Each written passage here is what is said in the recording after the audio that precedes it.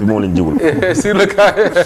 sur le cas Ismaïla Madior Fall keroog bi ñuy jeex suñu émission ñu ngi ko doon évoqué parce que boobu moom lay soog a wax mais ni ma ko fàttalee sànq le lendemain ci lañ gis les comptes rendus de la presse notamment de l'audition par la division des investigations criminelles de ki nga xam ne moom la wax ne moo ko jox xaalis bi mais finalement sooy déglu Ismaïla Madior Fall da nga naan il aurait dû se taire quoi finalement. non mais effectivement jàpp naa ni wax ji mu wax ni comme ni nga ko waxee dafay gën a dugal boppam te ku ko dégg itamit pour nga weddil ko dafay jafe néew ma dafa def waaye pour nga weddil ko dafay jafe man bi ma ko déggee mu dugg ci mbiru xaalis bi mbiru terrain bi mbiru nangam hôpital beeku demee noonu sama xel dafa jaxasoo parce que le ministre de l'Intérieur dañuy faral di wax ni c'est le premier policier du pays mais le ministre de la Justice c'est le premier magistrat du pays moom c'est le premier magistrat bi nga xam ne mu war a xeex guerre aujourd'hui kooku nga xam ne moom si wàllu boppam mooy jëwriñam bu ñëwee di ko waxu xaalis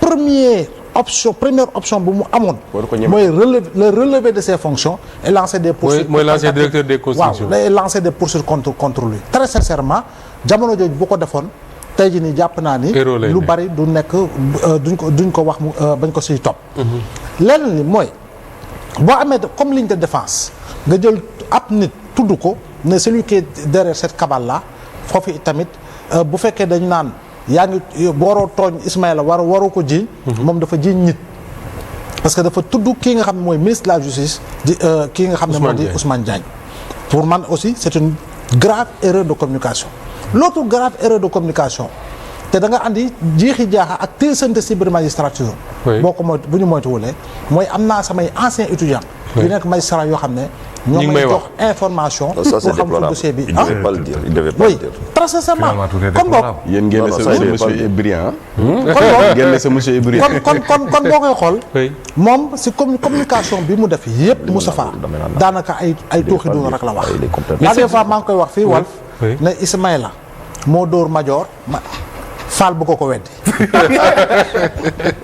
Ismaïla moo dóor Madior Fall bu ko weddi parce que loolu dina jafee liggéey waaw parce que fu mu toll nii li ñuy werante yëpp mais Madior moo joxe plat bu fees del de parce que avant sa sortie chez Maïmouna Ndour Faye am na ñu déggoon ne Ismaïla Madior danañ ko topp après bi ñu ne liste ministres yi génn ñu gis ci turam mais bariwul woon des Sénégalais qui pouvaient dire lii ak lii la.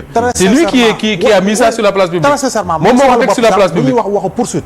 man sama xel mësta daj Ismaïla Madior très sincèrement sama xel mësul daj Ismaïla Madior parce que. man nag bi ñu ma ko njëkkee wax dama ne kii daf maa bëgg a manipuler rek. voilà d'habitude Ismaïla Madior lu ci yoonam ci Covid. man loolu laa njëkk a wax. parce que d'habitude Bokar ministre de la justice ministère de souveraineté ni ay justice ay affaires étrangères ay intérieur ay forces armées du leen dégg sax daanaka si yenn mbir yu bari daanaka nu ñuy jaar si ministère bi noonu la ñuy demee daanaka dootu leen déggati man moo tax cas bi bu Ismaïla en fait daf ma jaaxal mais bu mu ñëwee wax nag laa ne kon lu ñu jar a saytu la lu ñu jar a xool la te encore une fois Confidentiel Afrique le Confidentiel Afrique bu sérieux laa wax. le journal bu Aïdara way moom ngay tudd tey. non rien à voir avec Confidentiel bokkul ñoom ñaar yëpp su foofu Kaffrine la. non ne dis pas ça.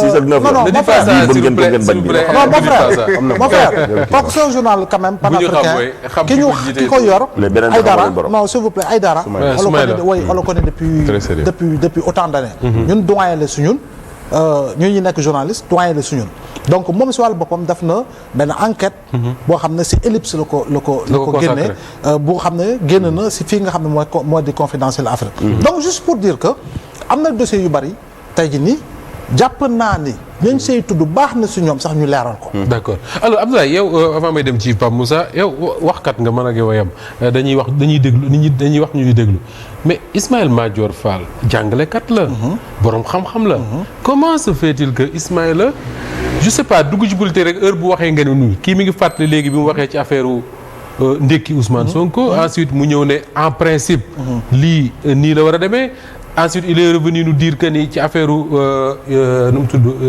loi d'amnistie bi am na wax ñu ci waxoon. sur la 7TV mu juróom fi polémique. tey jii mu ñëw wax loo xam ne ñu bari boog du ma ne Sénégal yëpp. ñu bari dañoo jàpp ne dafa dugal boppam plutôt que mu setal boppam. comment se fait-il que un jàngalekat professeur de droit. jàngal ñoom Pape Moussa yi di wax ay étudiants yu bari di ko déglu. comment se fait-il que mu jékki-jékki rek su waxee ñëpp am jàqare. qu'est-ce qui explique ça. mieux encore. waxoon na fi sax ay jamono bu ñu jaayee. ñoom 1 million de cartes. dafay valider. oui bu ñu jaayee 1 million de cartes ça veut dire que Macky Sall mën na nekk troisième candidat mën na nekk candidat. juste pour dire que l'intellectuel de haut niveau parce qu'il faut le dire. parce que Ismaïla Madior man mi du ma juriste mais l'écouter muy toog doon développer ci droit. régal la parce que lu mu lay jàngal bari na. ngay xam ne kii yàlla véritablement am na xam-xam. mais xam nga intellectuel bi mu doon. boo minul politique. defoo politique. nampoo politique bi fi nga ko waroon nampee. boo duggee ci politique boo moytuwul rek politique bi moo lay dévier. politique bu la dévier nag li nga xam ne mooy source de connaissance basée sur la vérité et le savoir profond da nga koy mujj bàyyee fële par rapport à des pratiques purement politiciennes.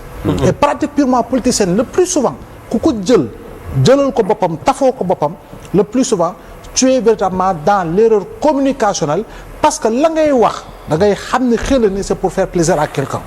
faire plaisir à quelqu'un pour reprendre le propos véritablement de l'autre c'est véritablement faire plaisir au prince alors que nit nekk na éminent intellectuel dugg ci politique wóoy ak principe intellectuel yi nga xam ne moom lañ ko mooñee moom la mooñee boppam ba nga xam ne lépp lu muy wax daanaka doo ko mës a xeeb pour man Ismaïla Madior professeur bi mu doonoon dugg ci gouvernement président Macky Sall mënoon na ko gunge ànd ak moom mu dee même bu dee politique sax am na benn modèle de politique boo xam ne war na ko mën a adopter. tey jii nouvelle responsabilité ñi ngi fi. oui avec Amadou Ba. oui Amadou Ba bu mu duggee ci politique mais mënoo ne dafa yàgg. parce que itamit buñ ko xamee dëgg ci politique mu affirmé wu carrément. daanaka da ngay jàpp ni ci président Macky Sall la tàmbali mais bien vrai que tàmbali na politique bien avant. mais dafa noppi woon. voilà mais am na loo xam ne au moins am na ko. am na ko mu wuteeg ci Madior mooy il est moins bavard. très sincèrement. non parce que mais Madior jàngalekat la. c'est vrai que Amadou Ba aussi day jàngale. voilà tu vois il est moins bavard. te quelque part aussi mën na constituer. loo xam ne amaana lu bari lu nit di gëstu ci yow daanaka du ko xam ñoom seen responsable fu mu defee erreur punkal ci wàllu communication. mooy peu avant la présidentielle. il était parti ci benn émission télé. pour man jour boobu noonu def na tamit ay erreurs yoo xam ne pour man. dafa impacter li nga xam ne mooy sympathie bu ñenn amaana ci Sénégalais amoon ci moom. jàkkaarloo. oui bon pour ne pas citer quoi. très sincèrement parce que. man bi ma tigee mooy buñ koy waxu xaalis salaire bi mu ne j'ai profité du système dama daan dem ba ëppale salaire sama directeur général donc automatiquement je me suis posé des questions donc man su ma ko dégloo noonu comprendre ko dégg ko parce que il faut savoir écouter pour entendre pour comprendre damay am recul ci moom yow lan nga jàng foofu ci la jomba voilà donc waxuma non jarul may ñëwaat je donne juste un exemple voilà mais ñoom si wàllu bopp dina ma tontu yéen la nouvelle responsabilité les responsables que vous êtes devrez prendre vos responsabilités yaa ngi dégg pour aller dans le sens d'une bien meilleure confirmation sur le plan politique en mettant en avant vos responsabilités d'accord alors di nuyu bu baax côté boobu moom député Cheikh Omar Sy je lui ai dit Cheikh Omar Sy voilà toog nañu wa wax ko parce que itamit booy xool dafay am un peu similitude si yenn jëmm yi